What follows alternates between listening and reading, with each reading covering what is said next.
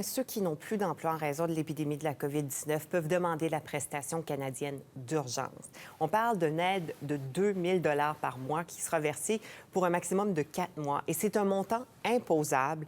Mais pour le moment, les personnes qui ont conservé un emploi, mais dont les horaires ont été réduits, n'ont pas droit à cette prestation. Mais Ottawa nous dit que ça va bientôt élargir les critères du programme pour ces gens-là. Pour le moment, ceux qui peuvent faire la demande, vous le voyez, ce sont tous les salariés, les travailleurs contractuels ou travailleurs autonomes qui ont perdu leur emploi, ceux qui sont malades ou en quarantaine ou qui prennent soin d'un proche ou d'un enfant.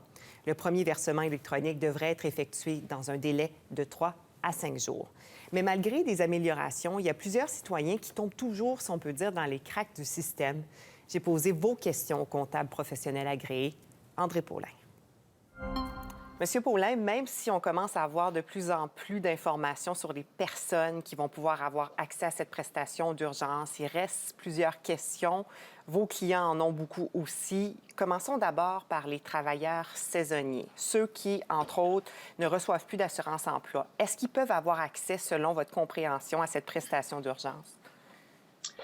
Je sais que le gouvernement a annoncé qu'il allait aider les travailleurs saisonniers, mais quand on regarde le texte de loi et les documents, moi, c'est pas clair pour moi qui qualifient parce qu'ils sont à la recherche d'emploi depuis que leur emploi de l'été dernier s'est terminé. En théorie, quand l'emploi se termine, ils sont à la recherche d'emploi jusqu'à ce qu'ils recommencent, puis malheureusement, cette année, ils n'ont pas encore recommencé à travailler.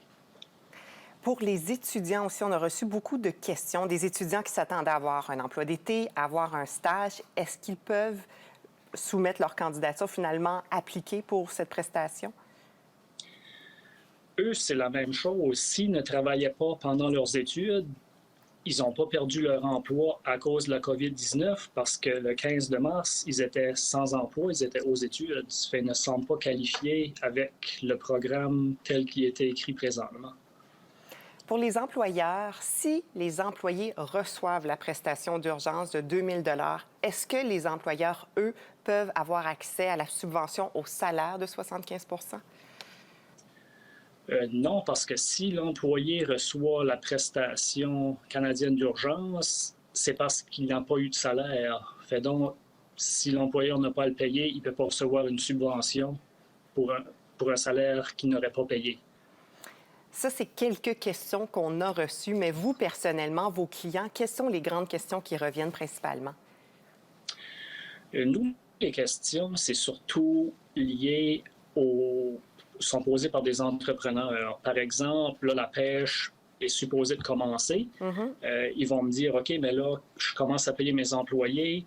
Comment ça fonctionne? J'ai-tu accès à de l'aide gouvernementale? Parce que c'est presque sûr que même s'il y a une pêche, le prix du crabe et du homard va baisser.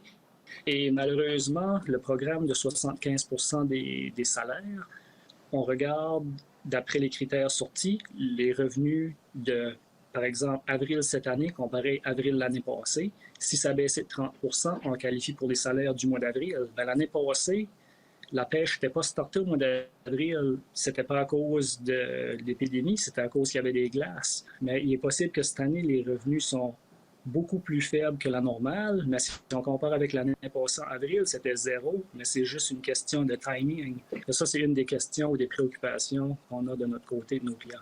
Est-ce que c'est difficile de bien faire son travail lorsqu'on n'a pas toutes les réponses à nos questions dans ce contexte ici? Oui, parce que les informations sortent un peu à la fois, puis comme on a discuté tout à l'heure, c'est pas nécessairement toute la faute du gouvernement. Il a fallu qu'ils arrivent avec des solutions dans un très, très court temps. Là. En 1 ou 2 semaines, ils ont été obligés de rédiger un texte de loi, puis ils essaient de s'adapter comme que ça va. Donc, c'est fort possible que les questions qu'on a aujourd'hui, on va avoir dans les prochains jours des réponses. André Paulin, merci de vous être prêté à l'exercice avec nous. Merci.